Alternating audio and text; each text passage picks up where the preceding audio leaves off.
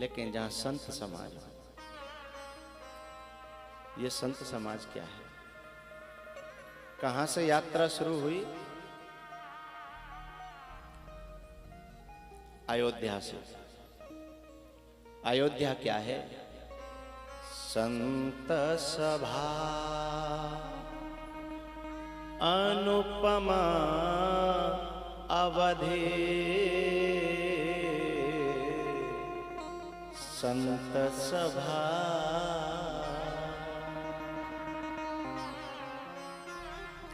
संत सभा अनुपम अवध है,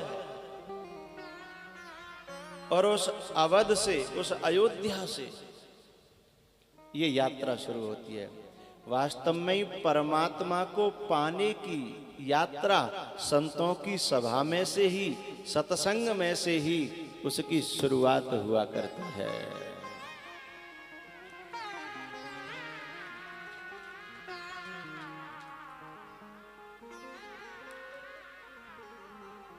दूसरा भाव, संतों की सभा, हमारे शास्त्रों में कहा है आदौ श्रद्धा, आदौ श्रद्धा। और श्रद्धा से ही इस मार्ग की शुरुआत होती है।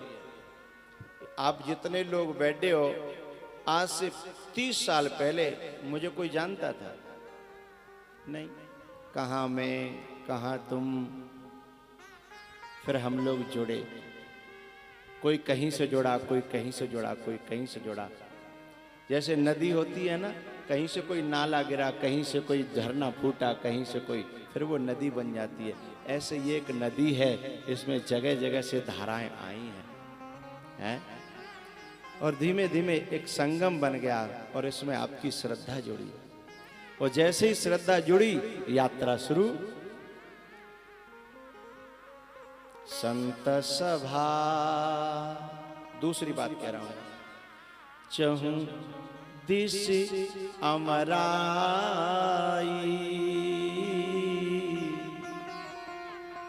संत सभा क्या है?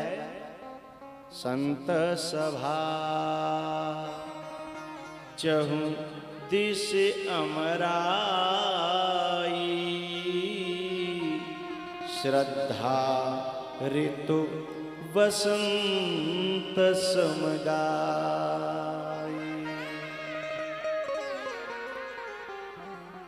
एक बात कहना चाहूंगा, यहां संतों की सभा हो लेकिन उसमें हमारी श्रद्धा न हो, तो भी वहां से हमारी यात्रा शुरू होने वाली नहीं है।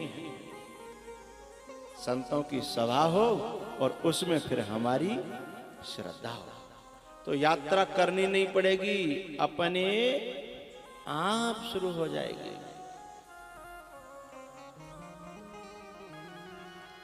ये अयोध्या से यात्रा शुरू हुई भगवान को पाने के लिए, राम जी को पाने के लिए,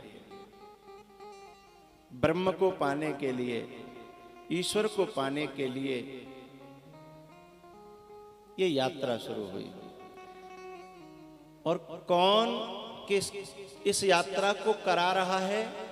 भरत जैसा साधु, जो सब विधि साधु है। एक विधि से नहीं, कर्म की विधि से नहीं, योग की विधि से नहीं, भक्ति की विधि से ही नहीं, केवल ज्ञान की विधि से नहीं, किसी भी एंगल से देखो जिसमें साधुता नजर आए, वह ही इस यात्रा का कर्णधार हो सकता है और सबको राम तक पहुंचा सकता है। ऐसा संत, ऐसा साधु।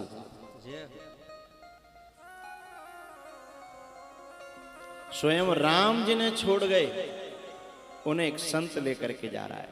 संत याद सबको राम से मिलाता है।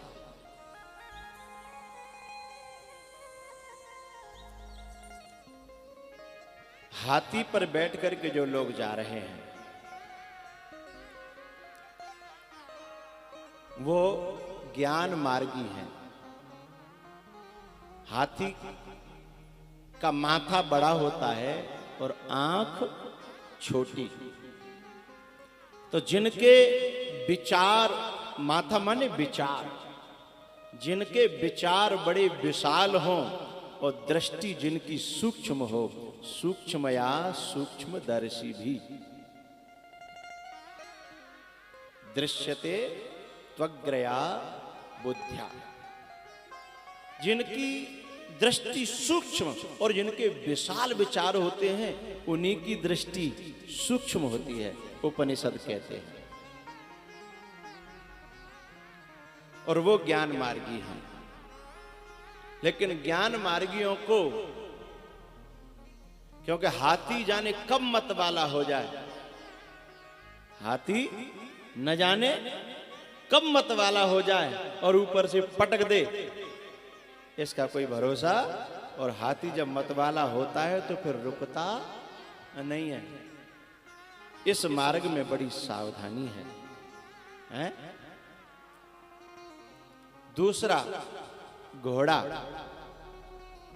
घोड़ा है योग का मार्ग। योग के मार्ग में अपने कंट्रोल में अपनी इंद्रियों को करना पड़ता है। योग के मार्ग में अपनी इंद्रियों को अपने बस में, बोले कैसे माने इंद्रियां? उपनिषद कहती हैं इंद्रियाणी हयान आहु। ये घोड़े ही इंद्रियां हैं। और इंद्रियों पर बैठ करके कोई यात्रा करे तो पता है घोड़ा यदि अनट्रेंड है तो ऐसा बुरी तरह मारता है,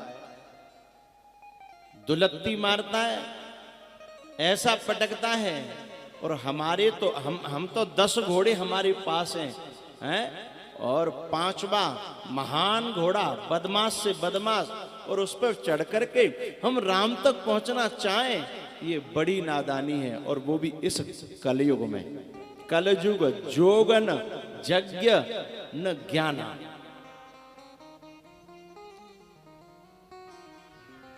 नादान लोग उस युग में भी बिना ट्रेंड घोड़े पर नहीं बैठते थे, उन युगों में भी। और ये युग तो घोड़े पर बैठने का ही नहीं है। वो घोड़े की बात नहीं कर रहा, इंद्रियों के घोड़े। क्योंकि कल केवल मल मूल मलिना और पाप पयोनिधि जन मन मीना। जिस घोड़े की आदतें हर तरह से खराब हैं उसके ऊपर बैठना चाहते हैं। सम जम नियम इनको साध करके, इन पर लगाम लगा करके हम घोड़े पे बैठ करके, योग पर बैठ करके राम के पास जाना चाहते हैं। अरे और एक सबसे बड़ी दुर्घटना की बात यह है कि कोई एक घोड़े पे बैठ करके यदि चले तो शायद साध भी ले। हम तो 11 घोड़ों पर बैठे हैं और कभी किसी घोड़े कोई घोड़ा ले भागता है हमको हैं, और कभी कोई घोड़ा ले भागता है, कभी कोई घोड़ा ले भागता है। बात समझ में तो आ रही होगी। कभी आंख का घोड़ा ले भागता है, कभी कान का घोड़ा ले भागता है, कभी कोई घोड़ा, कभी कोई घोड़ा। और जिसमें सारे घोड़े अनट्रेंड हैं, बिना सीखे हुए। बैल, कुत्ता, हाथी, घोड़ा, ये सब जब तक किसी गुरु के सानिध्य में ट्रेंड न हो तब तक ये बिल्कुल भी विश्वास के पात्र नहीं है। और हम चले योग करने हैं बिना किसी गुरु के सानिध्य में रहे, बिना किसी कोई लगाम ही नहीं है हमारी किसी घोड़े पर। एक भी घोड़े पर, घोड़े हैं हमारे पास कितने, और हम बैठ गए हैं कि हम तो चले योग करने। न जाने कितने मेडिटेशन हॉल खुले हैं हिंदुस्तान के अंदर भी और हिंदुस्तान के बाहर भी। और वो लोग ये कहते हैं कि अरे काहे का परमात्मा, काहे का ज्ञान, अपने आप में डूबो, अपने आप को जान लो, अपने आप को समझ लो। बिना किसी ट्रेनिंग के, बिना किसी जाने हुए व्यक्ति के सानिध्य में जाए बिना ही स्वयं जो मेडिटेशन हॉल चला रहे हैं उनको खुद नहीं पता कि जिंदगी कैसे चलती है।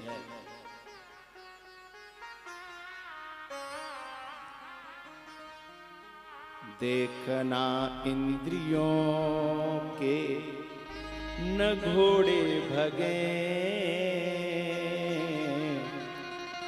रात दिन इनमें संयम के कोड़े लगे। अपने रथ को सुपथ पर बढ़ाते चलो, कृष्ण गोविंद गोपाल गाते चलो।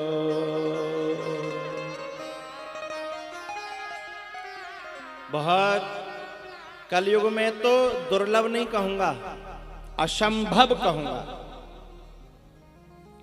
ये जितने ये सेंटर खुल रहे हैं ना चारों तरफ, क्या साहब 7 दिन का शिविर है, आइए योग साधना, आए साहब ये 10 दिन का शिविर है, आइए विपश्यना, ये इतने दिन का वो है, आइए। ठीक है, शरीर को निरोग करिए, कोशिश करिए मन को, लेकिन उस पर बैठ करके राम तक पहुंच जाओ, ये इस युग में संभव नहीं है।